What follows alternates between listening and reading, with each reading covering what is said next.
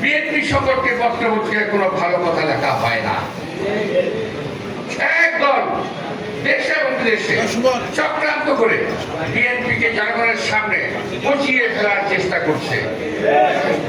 সুতরাং আমাদের এদেরকে প্রতিহত করতে হবে, চাঁদাবাজদের প্রতিরোধ করতে হবে। যদি এটা বিএনপির হয় তাকেও ছাড় দেওয়া যাবে না।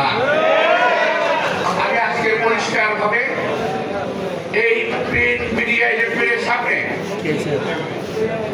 পরিষ্কার বলতে চাই যে এই আমার নির্বাচনী এলাকার মধ্যে অফিস কয়েকটা আছে, PWD, facility department, Bangladesh railway, মসজিদ কমার্শিয়াল এরিয়া, এই সমস্ত এলাকায় কিছু লোক চাঁদাবাজি করছেন, পরিচয় দিচ্ছেন আমরা মির্জা আব্বাসের লোক।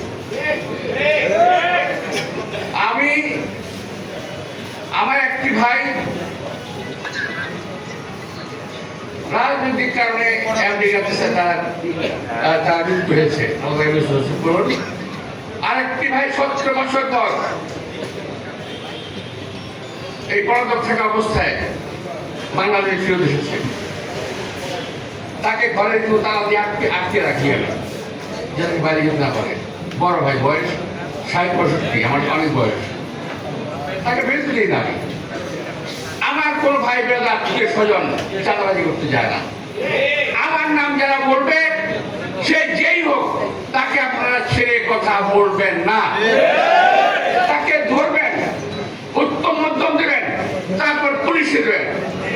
মির্জা আব্বাসের কোন সহকর্মী, মির্জা আব্বাসের বন্ধু, মির্জা আব্বাসের রাজনৈতিক সহকর্মী চাঁদাবাজ হতে পারে না। বহুদিনের কষ্টে অর্জিত আমাদের এই দেশের বিএনপির এই সুনাম দেশনেত্রী প্রথম খালেদা আমল থেকে আজ পর্যন্ত আমরা বহন করে চলেছি। একদল ধান্দাবাজ লোকের কারণে বিএনপির সুনাম যেন নষ্ট হয়। আজকে আপনাদের এই যে সদস্য অভিযান, এখানে বেছে বেছে আপনারা নেবেন যে কার থেকে আপনারা সদস্য করছেন। প্রয়োজন পড়লে সদস্য হবে না কেউ, কিন্তু খারাপ লোক সদস্য করা যাবে না। একটা কথা মনে রাখতে হবে, দুষ্ট গরুর চাইতে শূন্য গোয়াল অনেক ভালো। আমার গোয়াল খালি থাক, কিন্তু কোনো দুষ্ট গরু জায়গা দেওয়া যাবে না, কোনো চাঁদাবাজ জায়গা দেওয়া যাবে না। আর একটা জিনিস বলতে আমি ভুলে গেছিলাম, আবার ভুলে থেকে আবার বলি। একটা তোমরা রাখবেন, একটা গ্রুপ সোশ্যাল মিডিয়া এবং রাজনৈতিক দলের মধ্যে তৈরি হয়েছে, যারা নাকি শুধু বিএনপির বিরুদ্ধে বলতে অভ্যস্ত। বিএনপি এইটা, বিএনপি খারাপ, সব এদেরকে সমুচিত জবাব দিতে হবে। আমাদের কার্যক্রমের মাধ্যমে আমাদের ভালো কাজ দিয়ে ওকে বুঝিয়ে দিতে হবে বিএনপি কোনো খারাপ পক্ষের দল নয়। বিএনপি শহীদ রাষ্ট্রপতি জিয়া রহমানের দল। আমরা শহীদ রাষ্ট্রপতি জিয়া রহমানের শিষ্য, কেউ সরাসরি শিষ্য, কেউ ভাব শিষ্য। ওনার দল কখনো চাঁদাবাজের দল হতে পারে না। আমাদেরকে বদনাম করা হচ্ছে, আমাদের মিথ্যা অপবাদ দেওয়া হচ্ছে। সুতরাং এখান থেকে সাবধান থাকবেন প্রিয় ভাইরা। আবার একটু রাজনৈতিক ধর্মী, গত পরশুদিন রাত্রে 5 দিনের 3 সফর শেষে দেশে ফিরেছি। আমার কাছে 5 দিন তো না, আমার কাছে 5 বছর মনে হয়েছে। দেশে 5 দিন বাইরে থাকা মানে আমার কাছে অনেক অনেক সময় মনে হয়েছে। এসে দেখলাম আজকের পেপারটা খুলে মনটা একেবারেই খারাপ হয়ে গেল। হায় না, কোথেকে আসছি, নিজের দেশ তো আপনার যত বেশি হোক। আমার মা যদি ছিন্ন ড্রেসে পোশাকে থাকে, খারাপ অবস্থায় থাকে, তারপরও আমার মা তাকে ফেলে দিতে পারবো না। বিদেশ যত ভালোই হোক, যত উন্নতি হোক, সুন্দর হোক, আমি বলতে পারি যে এই দেশ, এই চায়না এই কয়েকদিনে এত উন্নত হয়েছে ভাই, এটা বলার অপেক্ষা রাখে না। আমি শুধু একটা অভিজ্ঞতা বলছি। একটা এলাকায় গিয়ে আমি দুষ্ট রোগী লিস্ট করছিলাম, ওদের এখানে মারামারি ঝগড়া যেতে হয় না, হয় মর্মায় কিছু একটা হয়, তাহলে এরা তুমি কাট করে দিতে হবে থানা পুলিশ।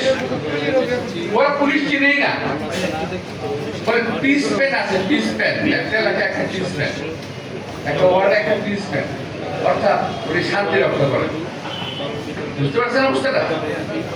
আর আমাদের এখানে অবস্থাটা কি, পেপারটা খুলেই দেখলাম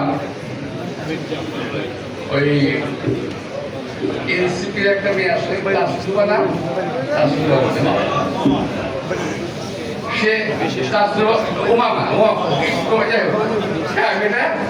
পদত্যাগ করেছে এনসিপি থেকে। কেন? সে একটা কথা বলেছে, মানুষের সঙ্গে প্রতারণা করা হয়েছে। এর ব্যাখ্যা আমি এমন ব্যাখ্যা করতে চাই না, কিসের আছে এই ব্যাখ্যা দেবেন। মানুষের সঙ্গে প্রতারণা করা হয়েছে, এনসিপি প্রতারণা করেছে। আবার আরেকটা রাজনীতি বলছে, যাকে আওয়ামী লীগের হাসিনার সময়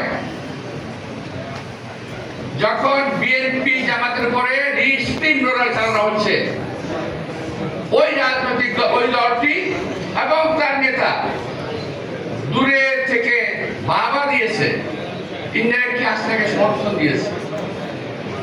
কারো নির্বাচন, রাতে নির্বাচন, দিনে নির্বাচন, তিনবারের নির্বাচন হয়েছে, ওনারা প্রতিবাদ করেন নাই। এখন লম্বা কথা বলতেছেন, আগে দিতে হবে এই নির্বাচন, কি বলে স্থানীয় সরকার নির্বাচন। যদি পিআর সিস্টেমে না হয়, পিআর সিস্টেম পিএটা ভাই আবিষ্কার করছো না, আনুপাতিক পিআর সিস্টেম, আনুপাতিক সিস্টেমে নির্বাচন না হয় তাহলে এই দেশে কোনো নির্বাচন হবে না। এক একজন একটা দাবি তুলে নির্বাচনকে পিছিয়ে এবং নির্বাচনের অবস্থা সর্বনাশ করে দিয়ে এই জাতি সর্বনাশ করতে যাচ্ছে। আমি দেখলাম চায়নাতে, আর কি দেখছি ঢাকায়, ওদের মধ্যে ঐক্য আছে, পুরা জাতি ঐক্যবদ্ধ। ইরানে কি দেখলেন বলেন তো? যেখানে আমাদের মুসলিম বিশ্বের কেউ তাকে সমর্থন দিল না, ইরান একটা যুদ্ধ করে গেল, কারণ জাতি ঐক্যবদ্ধ ছিল।